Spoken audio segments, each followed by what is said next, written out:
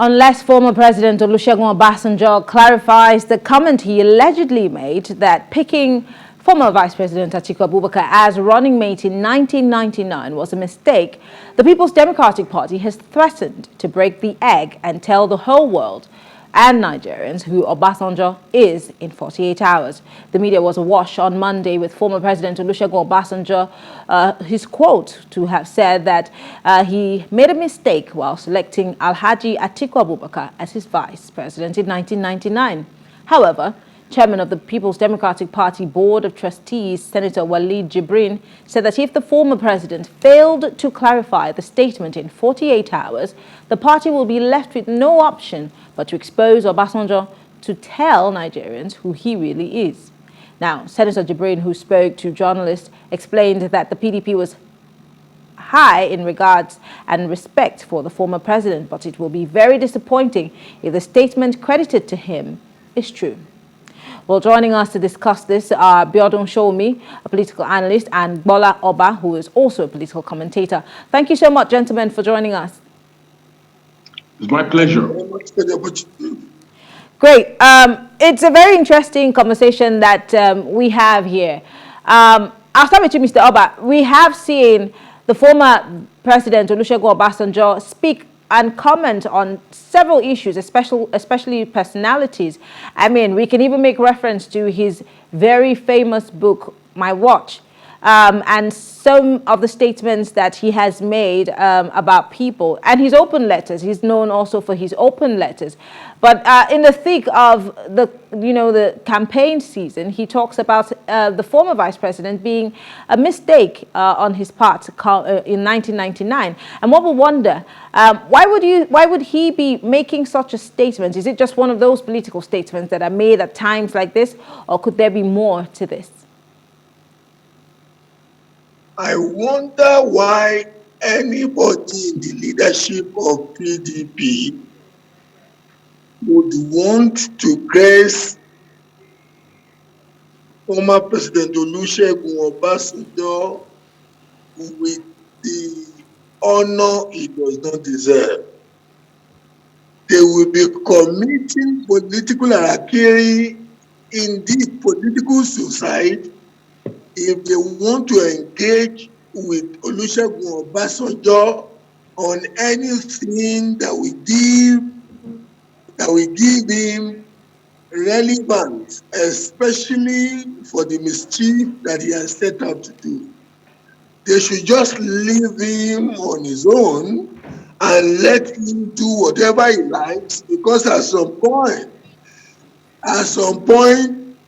the public will see him as a nuisance that is just there. But if they want to engage him, as they have threatened to do, they will be the worst for him.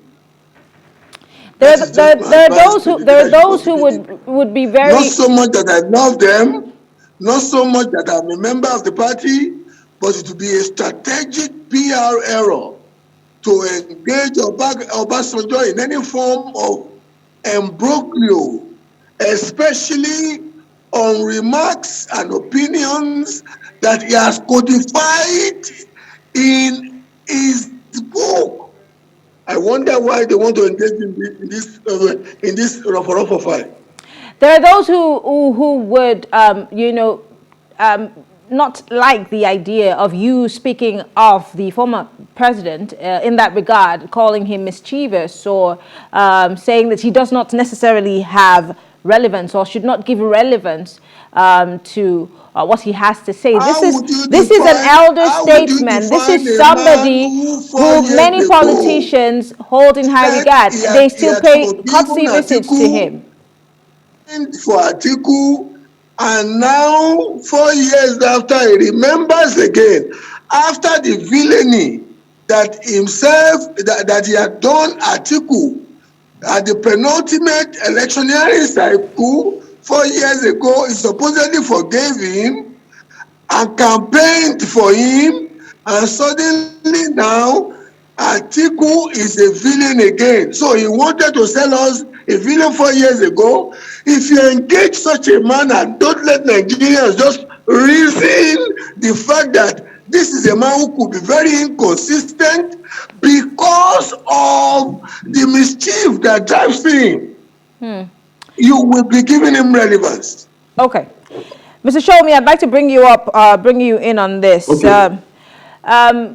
Many have reacted to the former president's remarks. Many have wished it away as a mere political statement. But then, like I said at the beginning, he's known for many of his open letters. We saw the many that he wrote under the present administration. We have also seen his books and all of the information that's within. Why do you think that former President Olusegun Obasanjo is so hung up on his vice president?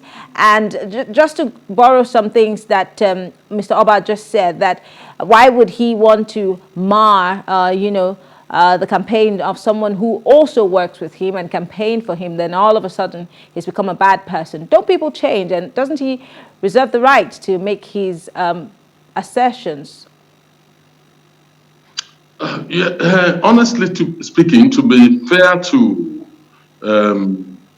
the former president, Olusegun Obasanjo, this was not all the core remark. He made the remark at an leadership award event in Abeokuta in his presidential library. And he didn't speak particularly on former Vice President Atiku. It was, I don't think he was a target. I'm not a spokesperson, but I read the whole debate clearly. He spoke within the context of trying to share his leadership experience. And within that context, he highlighted the good and also the errors he made. One of the errors, which according to him, was nominating Atiku. He did not go into details. He highlighted also his regret over his refusal to heed the warning given by the then American ambassador, I think it was Campbell, Ambassador Campbell, that he should leave the country or he should move into American embassy and be granted asylum, that the decision has been granted, that Abacha would arrest him, he should move in to get asylum. He regretted not doing that, and he said he refused, but eventually was arrested. He said he could have lost his life and not been alive. So he was making reference to errors of judgment on his own part. It was not a targeted attack on Atiku or any other person. That is the way I read it. But in terms of the reactions of PDP to it, I understand this is the political period, so they're likely going to be very sensitive, to it. I'm not a card-carrying member of any political party in Nigeria anymore. So they will be very, very sensitive to such remarks. I don't think Obasanjo intended, to reopen the old wounds when he actually came out against Atiku. I think this was just something out of his own leadership experience. It would be wise for the PDP leadership not to go into any tangle with them, because what would they gain? Obasanjo is not contesting, and as far as I know, he does not have a horse in this race. So if he doesn't have a horse in the race, why do you want to drag him in and then bring out the worst in Obasanjo, which it can be bestial when it comes to doing damage in this kind of situation. Just to push you further, if the PDP is giving an ultimatum, which is a 2-day ultimatum, and saying that they will break the egg, what can they possibly have on the former president that would probably, in their words, break the egg? And what does this do to their campaign, to the people who they're trying to get across to? Again, like you said, the former president is not running for any office, so he probably has nothing to lose. But in terms of Atiku Abubakar and what the vice president or the former president has been saying, should we be paying attention to the former president, being that he has also made statements previously about certain people in government that has one way or the other, may not necessarily come out, plainly, to say this is who this person is, but he has warned, and we have seen that some of those things have somewhat played out. Should Nigerians be wary of this statement by the former president? Yes, you see, what can the PDP leadership, what can they do to Obasanjo? A man that, saw his membership card, left the party. They've been the one going to him. The man has been staying, we saw it all. The man kept staying in his Abeokuta abode, but we've seen the troops of PDP leader, past officials, all of them trooping to his house, either for an advice, for one thing or the other. It shows even outside the political party and outside government, Obasanjo is still very, very relevant within the politics of PDP because he actually midwifed many of the leadership, who today those who are claiming they want to deal with him, many of them are actually his products. Now, when you go back and look at Mr. Shomi, are you still there? I think we lost that connection. It's the idea of the third term. Okay. That's the only thing they can talk about. Every other thing is known. It's done well debated. All right, I think we lost that connection there. Let me go back to Mr. Oba. The throne jibes times in it. There is nothing. Mr. Shomi, I'm sorry, we're having connection issues with you, and your audio keeps going in and out. So we'll try to fix that and come back to you. But Mr. Oba, the PDP is alleging that the grouse between the former president and his vice is the fact that he refused to support his third-term agenda. Something that a lot of Nigerians said would never have sailed through, even though they tried. But was that down to his vice president? And is this an issue we should still be debating in 2022?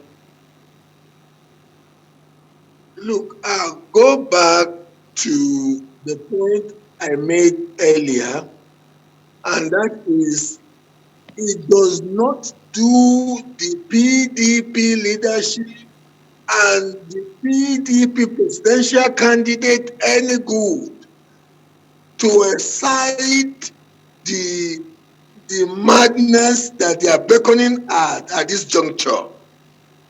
For a man who has suffered, what can they throw at Obasanjo that can be worse than some of the things that have been alleged against him, some of which I cannot even mention here, even when they've been factually alleged against him? What can be worse than that? And every time they engage in a form of PR duel with him, they will be getting dirtier. Why would they want to do that? I think it's incumbent on candidate Atiku to call whoever wants to be his spokesperson or wants to fight his corner, to tell that person to chill and walk away from this fight. This is the fight that one must learn to walk away from. Because you want to talk about third term, everybody in Nigeria who is a political observer knows that Obasanjo was the one powering third term, and he has consistently denied it. The book, my watch, some have labeled the book "My Lies."